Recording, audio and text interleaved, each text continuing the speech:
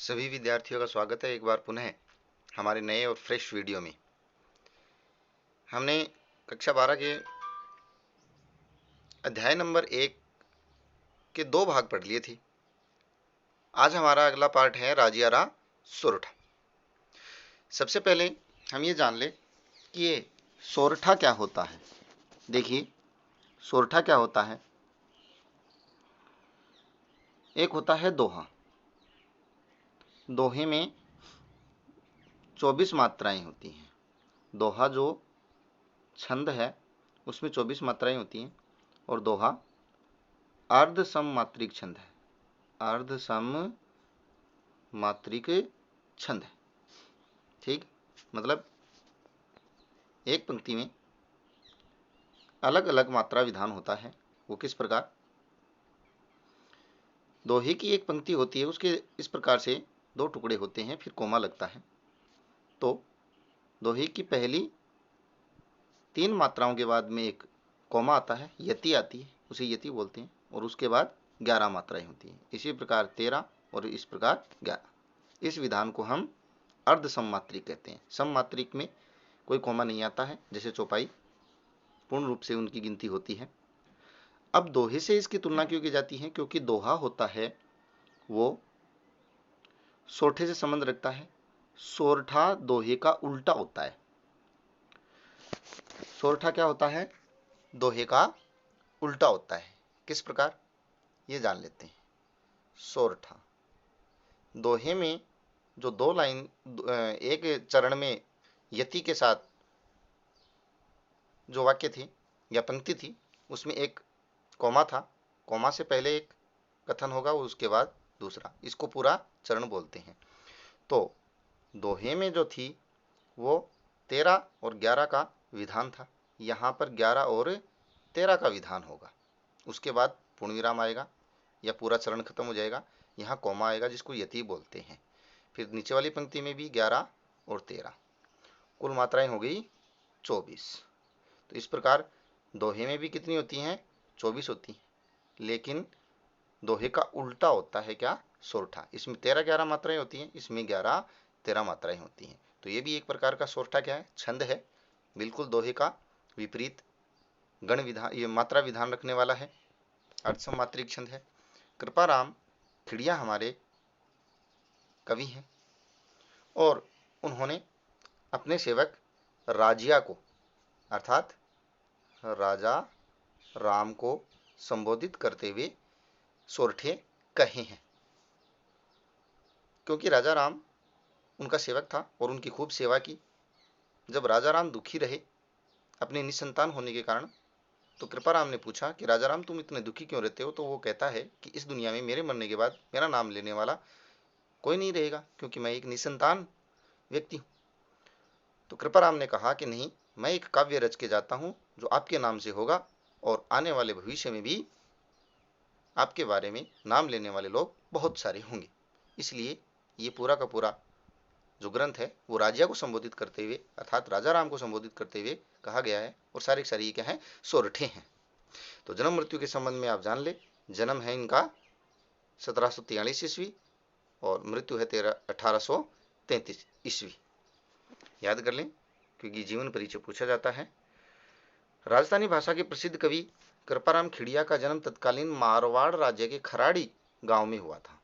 खिड़िया, खराड़ी, समझ गए होंगे आप। गांव के निवासी जगराम खिड़िया के यहाँ हुआ। जगराम इनके पिता का नाम था। राजस्थानी भाषा डिंगल और पिंगल के उत्तम कवि, संस्कृत मर्मज्ञ होने के कारण उन्हें सीकर के राव लक्ष्मण सिंह ने महाराजपुर और लछनपुरा गांव की जागीर दी थी। कवि कृपाराम सीकर के राजा देवी सिंह के क्या थे?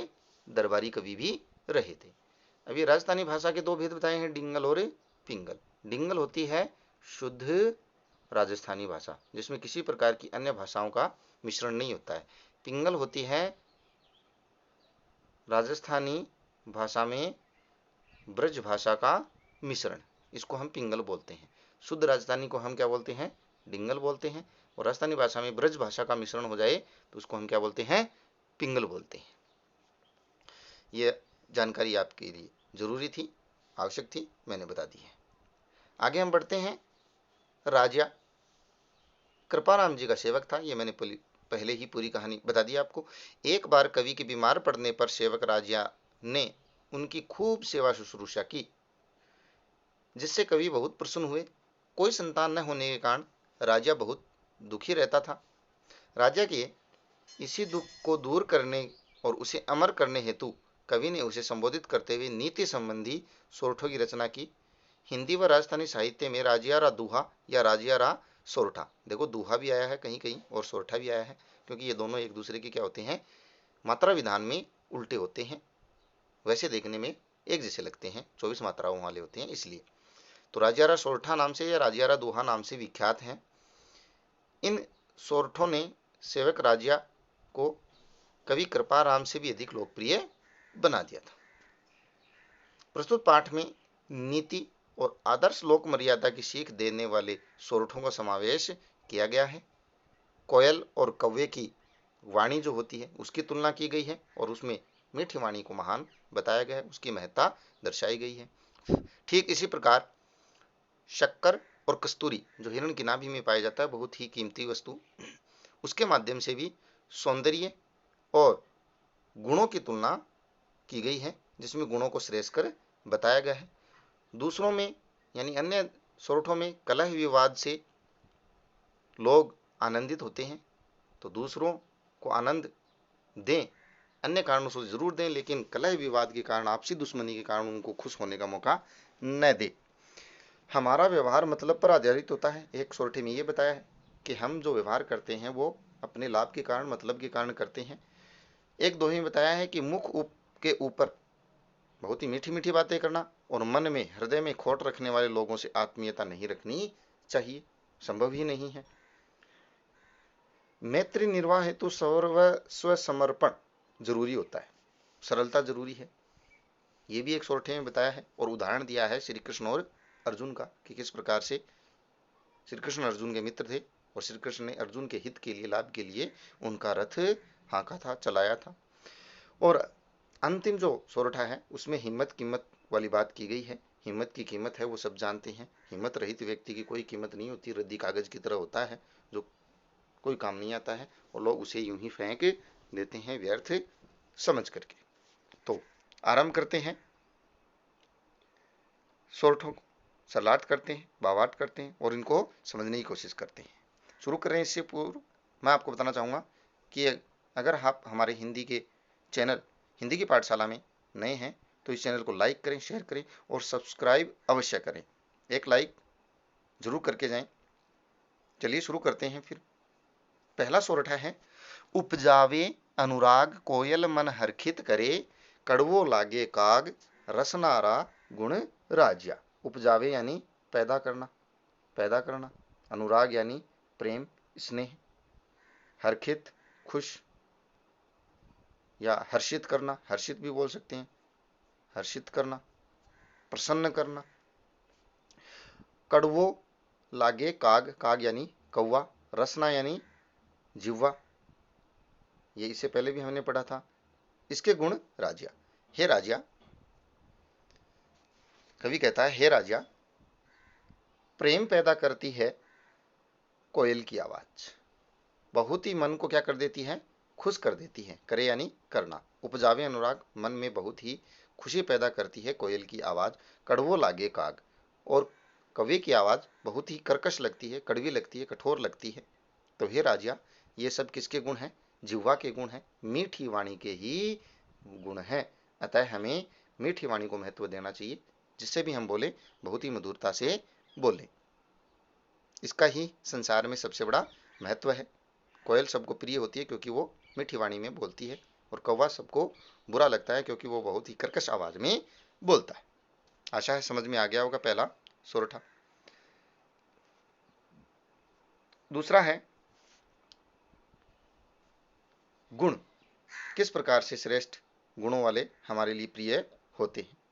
देखिए, रंग रूप को कौन महत्व देता है, गुणों को कौन महत्व देता है, उसके ऊपर नीतिपरक बात कही है कृपाराम खिड़िया ने राजिया को संबोधित करते हुए। काली घनी, घनी मतलब बहुत ज्यादा, काली काली। कुरूप और रूप भी क्या होता है, बुरा होता है, बुरे रूप वाली। कस्तूरी, कस्तूरी का रंग काला होता है और सुंदर भी नहीं होती देखने में। कांटा तुले, कांटा मतलब तराजू पर तुलती है, तराजू पर। और किसमें, सोने चांदी के भाव, सोने चांदी के भाव वाले तराजू पर तुलती है, लेकिन रंग से वो कुरूप होती है, काली होती है, लेकिन गुणों के कारण वो तराजू पर तोली जाती है, और वो भी सोने चांदी वाले तराजू पर। एक तरफ सोना चांदी सोना रख करके, दूसरी तरफ कस्तूरी रख करके। इसी प्रकार दूसरी तरफ है शक्कर, बड़ी स्वरूप, बड़ी सुंदर होती है, सफेद होती है, चमकदार होती है। रोड़ा, रोड़ का मतलब होता है पत्थर, रोड़ा मतलब पत्थर, पत्थर यानी पत्थर के बाट। तुले, तुलती है। एक तरफ शक्कर होती है जो सुंदर तो होती है, लेकिन पत्थरों के बाट से तोली जाती है। तो आप समझ गए होंगे कि यहां पर राजिया को संबोधित करते हुए कृपाराम खिड़िया कहना चाहते हैं कि हमारे जीवन में रूप रंग का कोई महत्व नहीं होता है, महत्व होता है उपयोगिता का, महत्व होता है गुणों का। कस्तूरी बड़ी गुणवान होती है, इसलिए रंग रूप न देख करके उसे सोने चांदी के भाव तोला जाता है। शक्कर बड़ी सुंदर होती है, फिर भी उसको किससे तोला जाता है, पत्थरों से तोला जाता है। तो संसार में हमें गुण अपनाने चाहिए, न कि रंग रूप। अगले नीतिपरक बात दी गई है कि लोग अपने नजदीक की, अपने निकट की समस्या नहीं देखते हैं और दूसरों की समस्या देख करके बड़े खुश होते हैं। जैसे डूंगर जलती लाए, जोवे सारो ही जगत। डूंगर यानी पहाड़, जलती यानी जलती हुई, लाए मतलब आग, पहाड़ों पर लगी हुई आग, जोवे मतलब देखते हैं, सारो यानी संपूर्ण, जगत यानी संसार, संपूर्ण संसार के लोग पहाड़ों पर लगी हुई आग को देख लेता है, पर लेकिन निज पाए, अपने ही पाए यानी पैरों के निकट जलती हुई आग, रति, रति का मतलब होता है थोड़ी सी भी, न सूझे, सूझे मतलब दिखती है, थोड़ी सी भी नहीं दिखाई देती है। अर्थात पहाड़ों पर जलती हुई आग सारा संसार बड़ी आसानी से देख लेता है, बड़े आनंद से देख लेता है, पर निकट में ही पैरों के निकट जलती हुई आग को लोग देखते नहीं है। इसके माध्यम से क्या कहना चाहते हैं, इसके माध्यम से कहना चाहते हैं कि संसार में मनुष्य है वो दूसरों की बुराई, दूसरों के झगड़े देख करके खुश रह लेता है, लेकिन अपने घर में हो रहे झगड़े को वो देख नहीं पाता है, उस समस्या का वो हल नहीं कर पाता है, और दूर के झगड़े, दूसरों के झगड़े देख करके मन को प्रसन्न करता रहता है। तो इस प्रकार की प्रसन्नता किसी काम की नहीं होती है, इससे हमें दूर रहना चाहिए। यही नीतिपरक बात बताई है। आगे वाला दोहा बहुत ही महत्वपूर्ण है, और क्या बताया है कि मतलब यानी अपना स्वार्थ, अपने स्वार्थ के लिए लोग मनवार करते हैं, मनाते हैं, सेवा करते हैं लोगों की, और चुपके से उसके लिए क्या लाते हैं, स्वादिष्ट भोजन, अर्थात चूरमा। पुराने जमाने में सबसे स्वादिष्ट भोजन चूरमा ही होता था। अच्छा घी डालो, चीनी डालो, और उससे स्वादिष्ट क्या होगा। तो अपने स्वार्थ को पूरा करने के लिए लोग उस व्यक्ति के लिए क्या लेके आते हैं, मीठा चूरमा लेकर के आते हैं, मीठा स्वादिष्ट भोजन लेकर के आते हैं। और बिना मतलब की मनवार लोग करते ही नहीं, बिना अगर मतलब, अर्थात अगर उससे मतलब न हो, अगर उससे कोई स्वार्थ न हो, तो उसी व्यक्ति के लिए जिसको चूरमा खिलाते हैं स्वार्थ के लिए, अपना काम निकालने के लिए, अगर मतलब निकल जाता है तो राब, राब अर्थात गन्ने का पकाया हुआ रस, गाढ़ा रस, गन्ने का पकाया हुआ गाढ़ा रस, अर्थात साधारण सी वस्तु भी न पावे वो व्यक्ति साधारण सी वस्तु उस व्यक्ति से प्राप्त नहीं कर पाता, जिससे मतलब निकल जाता है उस व्यक्ति से। अर्थात ये संसार स्वार्थ से भरा हुआ है, स्वार्थी मनुष्य अपना काम निकालने के लिए उस व्यक्ति को चूरमा तक खिलाते हैं, स्वादिष्ट व्यंजन खिलाते हैं, और जब बिना मतलब अर्थात मतलब निकल जाता है, मतलब नहीं होता है, तो उसी व्यक्ति को वो साधारण सी वस्तु अर्थात गन्ने की रस भी उसे नहीं देता है। इसलिए हमें स्वार्थ से बचना चाहिए। और ऐसे व्यवहार को अपने मन में नहीं स्थान देना चाहिए। अगला है मुख ऊपर मिठास। बहुत सारे ऐसे लोग होते हैं जो मुख पर बहुत मीठा मीठा बोलते हैं, लेकिन मन ही मन उस व्यक्ति के प्रति घृणा रखते हैं, द्वेष रखते हैं, उसका बुरा सोचते हैं। तो कृपाराम जी कहते हैं कि ऐसे लोगों से स्नेह नहीं रखना चाहिए, ऐसे लोगों से मित्रता नहीं रखनी चाहिए, क्योंकि वो बहुत ही घातक होती है। तो मुख ऊपर मिठास, मुख के ऊपर बहुत ही मीठी मीठी बातें करते हैं। घट यानी हृदय, हृदय में माही मतलब अंदर, हृदय के अंदर खोटा यानी बुराई, गढ़े बुराई के विचार बनाता है, निर्मित करता है, निर्मित करता है। गढ़े मतलब बनाना। तो जो व्यक्ति मुख के ऊपर आपसे मीठी मीठी बातें करता है और मन ही मन अर्थात अपने हृदय में बहुत ही बुराई की बातें बनाता है, बुरा सोचता है। इषडासु मतलब ऐसे लोगों, सु यानी से, इखलास यानी प्रेम, स्नेह, मित्रता, ठीक है, मित्रता राखिए, रखनी नहीं चाहिए राजा। हे राजा, ऐसे लोग जो मुंह के ऊपर मीठी बातें करते हैं और पीठ पीछे अपने हृदय में आपके प्रति बुरा सोचते हैं, ऐसे लोगों से स्नेह या मित्रता नहीं रखनी चाहिए, ऐसे लोगों से दूर रहना चाहिए। आशा है ये समझ में आ गया होगा। साचो मित्र सचेत। कवि कहता है कि सच्चा जो मित्र होता है वो आपको हमेशा सावचेत करता है, आपकी सहायता करता है। कहियो काम न करे किशो, आपके हर कार्य में, अच्छे कार्य में क्या करता है, आपकी मदद करता है। साचो यानी सच्चा मित्र सचेत करता है आपको और हर काम में आपको सहयोग देता है। हरि, हरि मतलब श्री कृष्ण। अर्जन यानी अर्जुन। रे हेत लाभ के लिए, हित के लिए, अर्जुन के हित के लिए रथ कर हाक्यों, अपने हाथों से, अर्थात श्री कृष्ण भगवान होते हुए भी मित्रता का निर्वाह किया और अर्जुन के हित के लिए, भलाई के लिए, अपने मित्र की भलाई के लिए अपने हाथों से उसके रथ को क्या हाका, अर्थात चलाया युद्ध भूमि में उसकी भलाई के लिए। तो सच्चा जो मित्र होगा वो आपके हर कार्य में आपकी भलाई सोचेगा, आपको सचेत करेगा, पूरी मित्रता निभाएगा और संकट के समय स्वयं आपके पास आपकी सहायता के लिए उपस्थित होगा, जिस प्रकार से श्री कृष्ण अर्जुन की सहायता के लिए आते हैं और उसका रथ भी चलाते हैं। अतः हमें सच्चे और अच्छे मित्रों की पहचान होनी चाहिए। अंतिम बहुत ही प्रसिद्ध उदाहरण है, दोहा है, सोरठा है, और बहुत ही अच्छी बात उदाहरण के माध्यम से बताई गई है। रद्दी कागज की तरह हिम्मत कीमत हो। कृपाराम किड़िया कहते हैं कि संसार में हिम्मत की ही क्या होती है, कीमत होती है। बिन हिम्मत कोई कीमत नहीं, बिना हिम्मत वाले की, बिना साहस की या साहसी व्यक्ति की कोई कीमत नहीं होती है। करे न आदर कोई, अर्थात डरपोक व्यक्ति का कोई आदर नहीं करता है। जिसमें हिम्मत नहीं है, साहस नहीं है, उसका कोई सम्मान नहीं करता है। जैसे रद्दी कागज, रद्द यानी रद्दी कागज, जू जैसे जिस प्रकार रद्दी कागज का कोई सम्मान नहीं करता है, उसे ऐसे ही फेंक देते हैं, उसी प्रकार बिना हिम्मत वाले व्यक्ति की कोई सहायता नहीं करता है, उसका कोई आदर नहीं करता है। इसलिए हमें साहस रखना चाहिए, हिम्मत रखनी चाहिए।